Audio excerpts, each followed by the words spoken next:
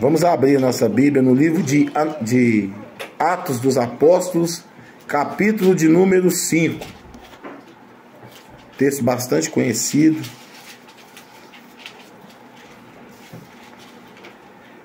Atos dos Apóstolos, capítulo de número 5.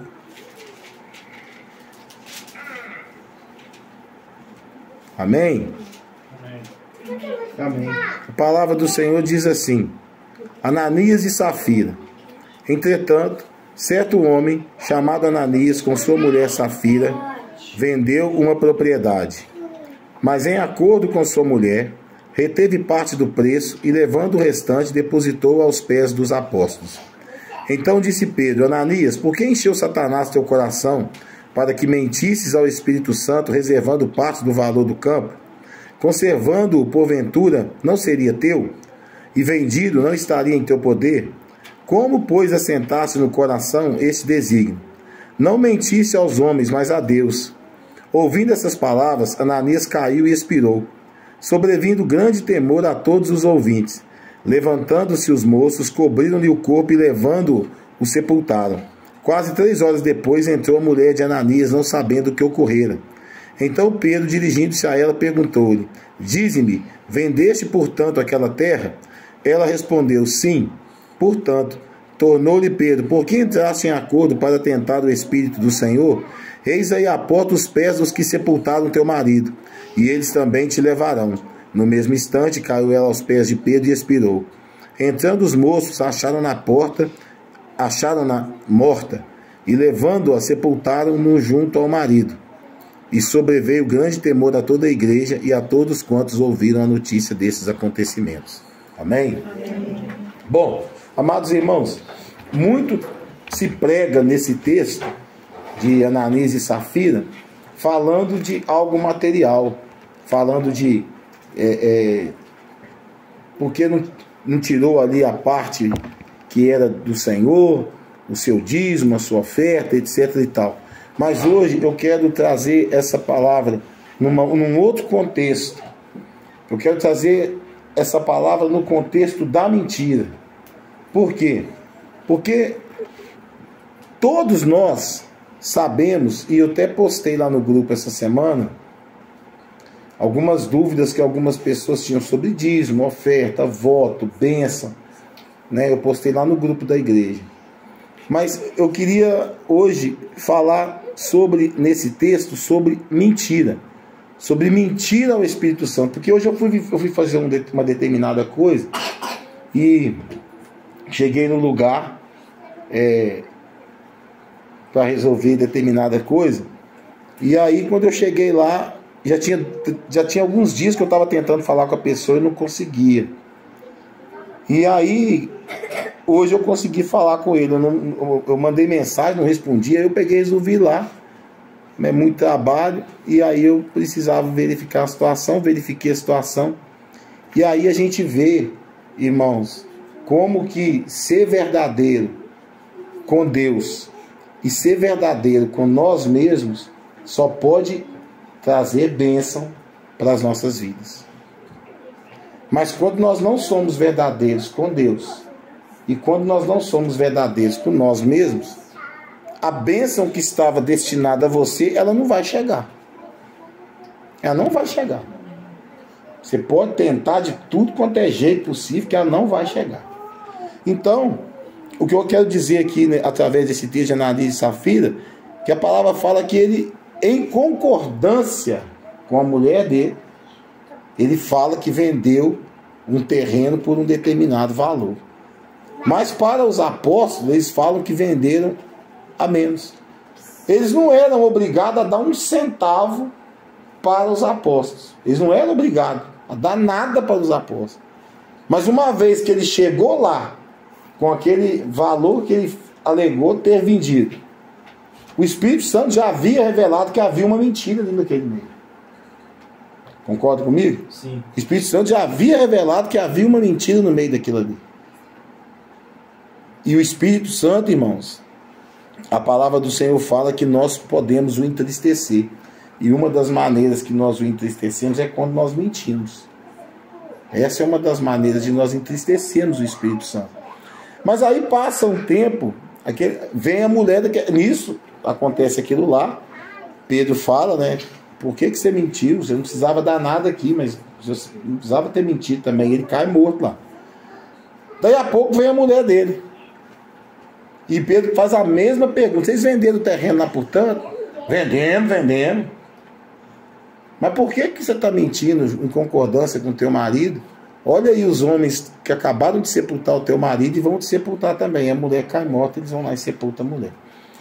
Quando nós aceitamos a Jesus Cristo como o único salvador da nossa vida, é inadmissível para o crente mentir, porque a palavra de Deus fala que o pai da mentira é o diabo.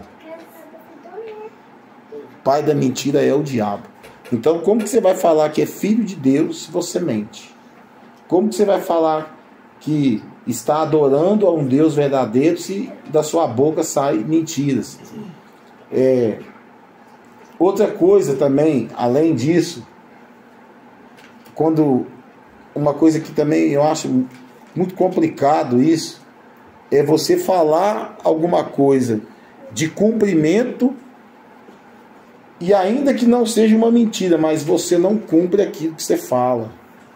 Também é algo complicado também. Porque o compromisso, ele não é com o líder da igreja, ele não é com o irmão dele. O compromisso é com Deus. Eu me lembro que o pastor Rodrigo certa vez pregou na igreja e ele falou que aquilo que se trata dentro da igreja, diante de Deus, é lei, é decreto. Decreto, ele está ali para ser cumprido. Ananias e Safira poderiam ter vendido aquele terreno e ter ficado com dinheiro para eles. Porque a palavra de Deus, ela vai dizer, né, em alguns textos da Bíblia, sobre a bênção de você ser dizimista na casa do Senhor, ofertante na casa do Senhor, de você fazer o voto na casa do Senhor, de você abençoar algum irmão da igreja. Mas em momento algum, ela vai dizer para você que você deixará de ser salvo por causa disso. Agora, quem crê em Jesus Cristo faz aquilo que a palavra de Deus diz. Se você recebe, você dizima em cima daquilo que você recebe. A Bíblia fala de 10% para o dízimo, fala que nas ofertas, a oferta é como uma plantação. O voto, se você votar ao Senhor alguma coisa, a Bíblia fala que não é para você tardar em cumprir aquele voto. E abençoar alguém é aquilo que o Espírito Santo põe no teu coração. Ontem eu fui fazer uma coisa na rua lá, e de repente alguém chega em mim e fala: eu estou passando uma dificuldade assim assado, eu tenho um filho autista, e a gente não está tendo o que comer dentro de casa e tal. E o Espírito Santo no meu coração tocou naquele momento: pega a primícia e dá para essa pessoa. E eu não poderia nem ter feito isso, pela questão da eleição, etc. né?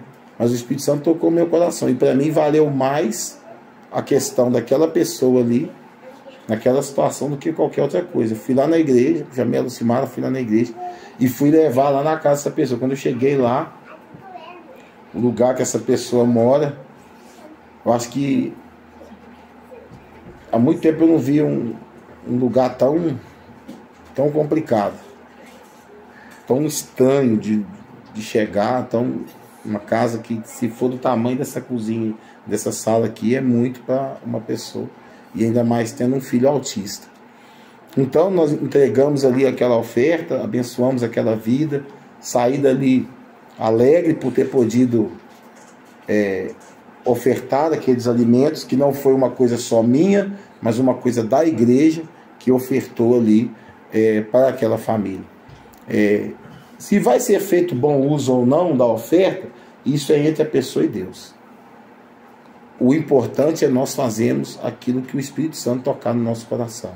A mesma coisa é com relação às nossas palavras.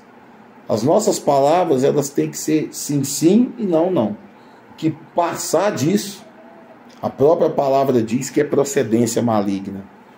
Eu tenho visto portas que foram abertas se fechando pela falta de fidelidade com o Senhor, nos dízimos, nas ofertas, na questão do tempo. Eu me lembro que quando eu congregava numa igreja lá de Poços, eu saía de Divisa Nova às 5 horas da tarde, chegava em casa às 5h30, 5h35, tomava banho e ia congregar lá em Poços.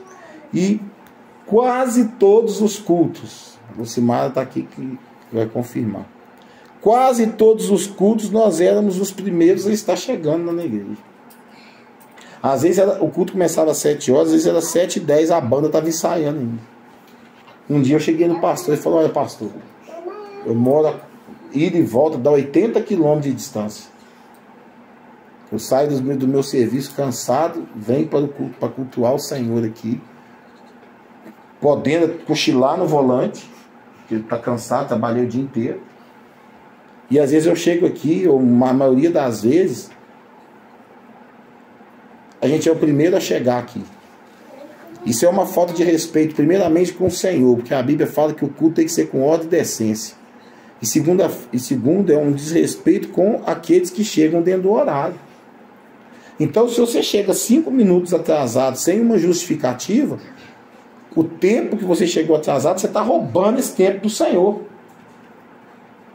E aí nós olhamos para Ananias e Safira e vemos que ao vender aquele pedaço de terra lá, aquele terreno, eles não precisavam ter dado nada ali.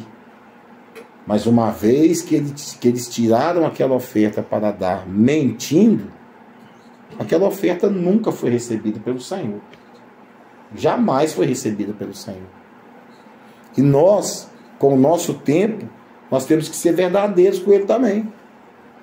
Ontem o Maciel me mandou um texto, eu estava analisando o texto e realmente é verdadeiro o que estava sendo dito ali. Só que eu falei para ele: se está no teu coração, o Espírito Santo te tocou, eu jamais vou me opor a algo que venha do Espírito Santo. De ninguém. Mas uma coisa é correta: nós temos o culto, Jesus é o nosso convidado. Qual que é o intuito desse culto? É levar Jesus à tua casa. É trazer Jesus à tua casa. O convidado maior aqui não é nenhum de nós. Verdade. O convidado aqui é dele. Por isso nós sempre deixamos uma cadeira separada para ele ali. O convidado maior é Jesus.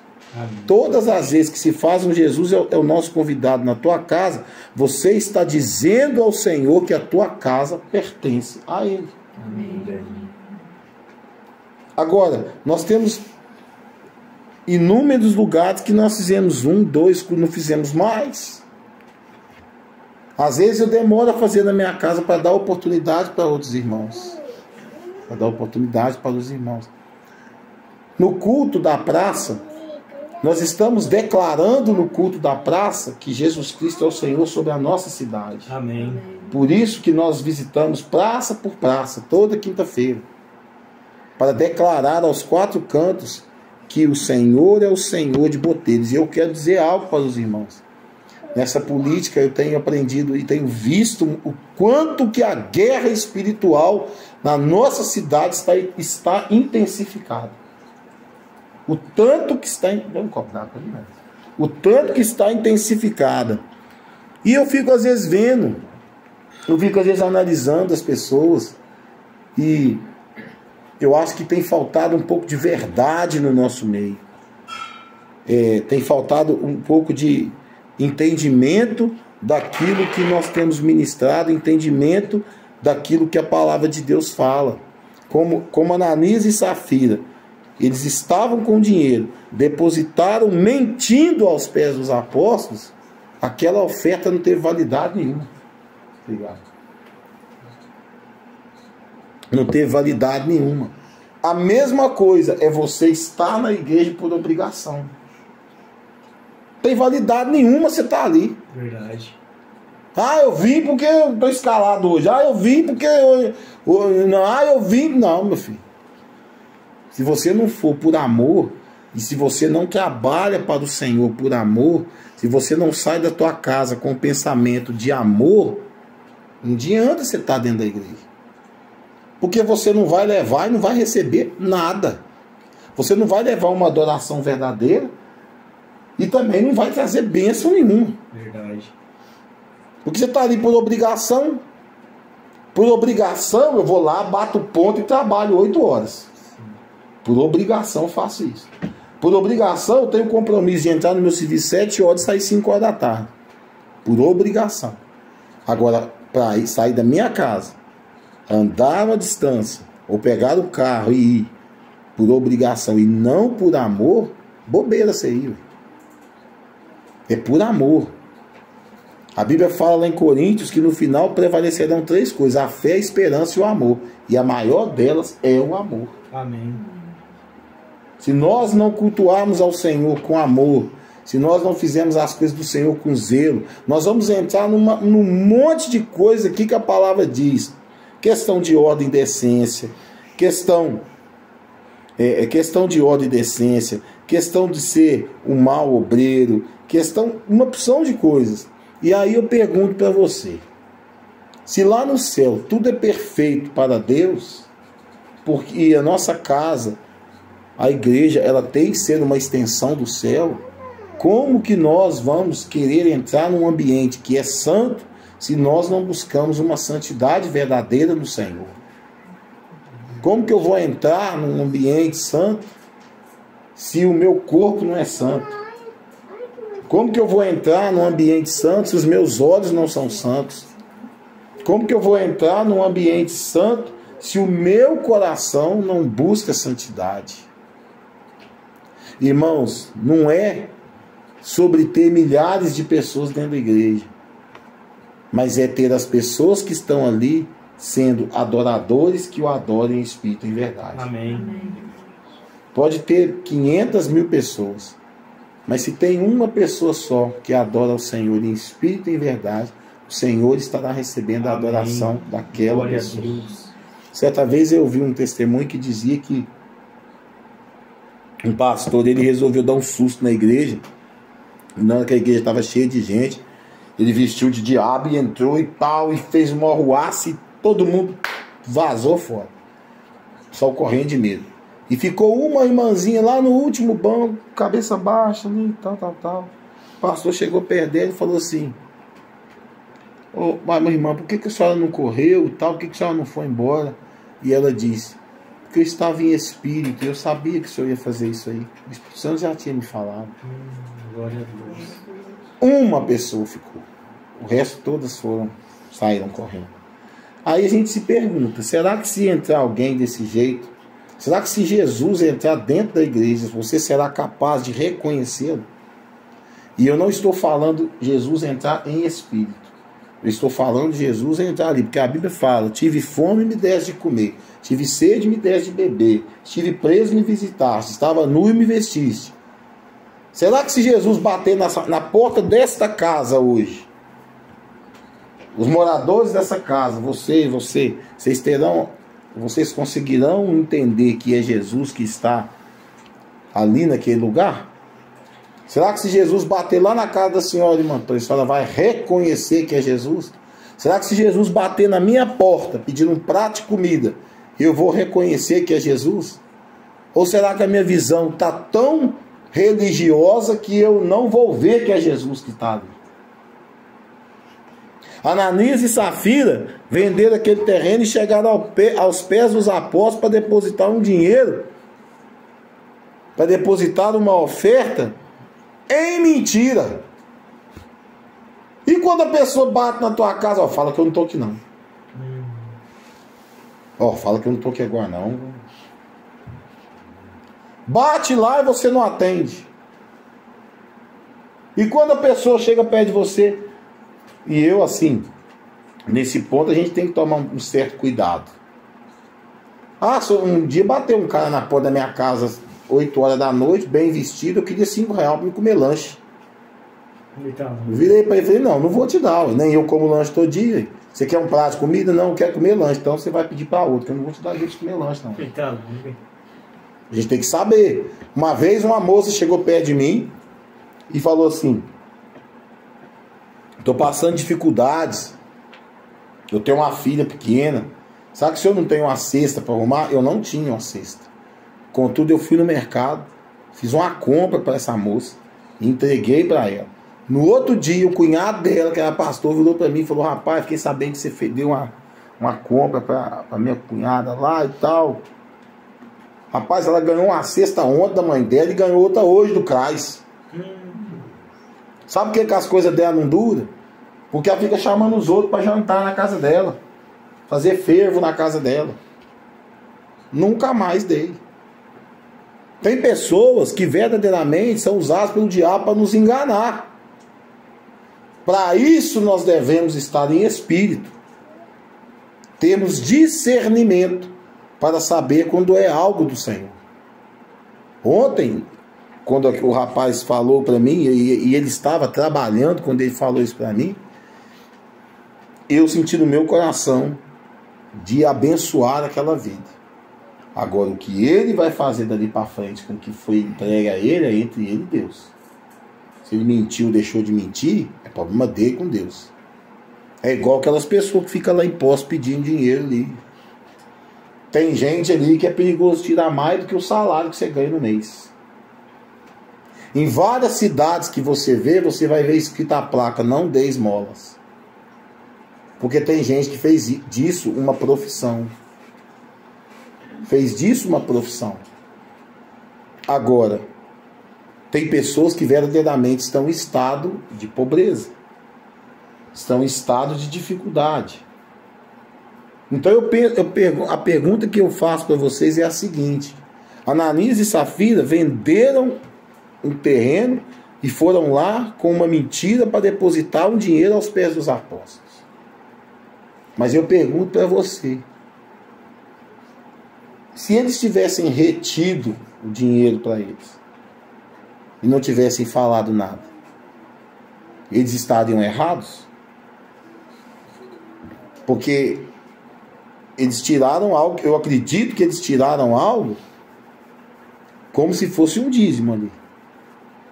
Mas se eles também não tivessem dado nada, eles também não teriam mentido. Concordam comigo? Sim. Eles não teriam mentido. Agora, o conhecedor da palavra, ele não retém e ele não deixa de dizimar, ele não deixa de ofertar, ele não deixa de fazer o voto, ele não deixa de abençoar as pessoas. Eu expliquei lá e disse o significado de cada coisa. Agora nós temos, eu falava isso com a mãe do Gabriel hoje lá no comitê, que nós temos 2 ouvidos. E os nossos 2 ouvidos, ele só tem 2 funções. Ele não tem outra. A primeira função é escutar. Então eu dou um berro aqui, escuta lá naquela venda, lá na frente, escuta lá no Denis. É escutar. Mas a segunda função do nosso ouvido, que é a mais importante, é ouvir. Amém. Porque quando eu ouço, aquilo entra no meu coração. Quando eu ouço, há a possibilidade de mudança. Amém. Quando eu escuto, não. Amém. Quando eu escuto um boi berrando ali, uma vaca mugindo, um trem qualquer, a gente escuta. Mas você entende o que ela está falando? Não. Então o ouvir é entendimento. E quando nós entendemos, nós praticamos o que nós entendemos. Sim. Ananias e Safira, eles ouviram a palavra. Eram conhecedores da palavra. Eles escutaram a palavra, mas não ouviram a palavra. E qual foi o final deles? A morte. Por quê? Porque o salário do pecado é a morte. O pecado não foi lá e dar metade do dinheiro, uma parte do dinheiro. O pecado foi mentir. Aí é que são elas. O pecado foi mentir. E o pai da mentira é o diabo. E o salário do pecado é a morte. Então, não faça nada para o Senhor retendo as coisas. Não faça nada para o Senhor achando que Deus precisa de sobra. E eu falo isso não só na questão financeira, mas eu falo na questão de tempo também. Deus não precisa de sobra de tempo sua. Não, Deus precisa de tempo de excelência com você. tempo de bênção, tempo que você... Eu lembro que o pastor Eliel falava que ele orava de madrugada e depois de umas 3 horas que ele estava orando, é que ele entrava na dimensão do Espírito com Deus e ali ele vivia as delícias com Deus. Às vezes a pessoa ora 2 minutos e acha que é suficiente. 2 minutos, irmão, você não vai nem passar do teto. Nem passar do teto. Verdade. Tem gente que dobra o joelho na cama, o Senhor abençoe fulano de tal, é igual a Xuxa, né? Os meninos da Xuxa. Um beijo pra minha mãe e meu pai pra você. Pronto, acabou a oração. Não passa nem do teto. Quando você dobra o joelho, você começa a orar, e vai orando, e levanta, e vai, sempre que você está orando, quando você acha que terminou, se você ficar mais 1 minuto em silêncio, o Senhor vai mostrar para você que existe mais uma pessoa carente dessa oração. Amém. Que existe mais um alvo da sua oração. Então, Ananias e Safira, a palavra fala que quando a mulher deles chega lá, Pedro pergunta para ela de novo: vendeu o terreno, portanto? Vendeu. E ele fala: mas por que você combinou de mentir? Olha aí os pés dos homens que sepultaram teu marido e vão te sepultar lá também. Eles tinham acabado de sepultar o marido dela. E foi lá e sepultaram ela também. Ela morreu também, por causa da mentira. Se ela fala a verdade, talvez ela não teria morrido. Então, o salário do pecado é a morte. A mentira é a morte. Reter o que é de Deus é pecado. Porque talvez as pessoas não veem o trabalho social que a igreja faz. Sim. Mas a igreja faz um papel social.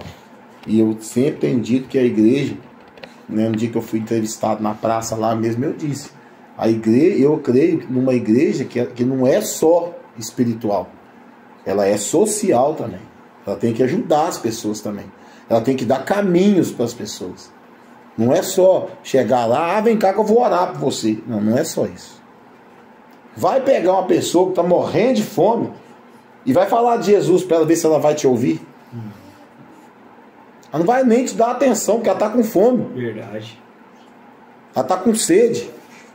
Um dia eu lembro que nós estávamos em São Paulo, eu, o Lucimar, o Edinho, mas quem? Nós 3, né? Acho que era nós 3, estava eu, sei, o Edinho. Nós estávamos em São Paulo e nós fomos lá na Rua dos Crentes comprar umas bíblias lá, comprar uns negócios lá.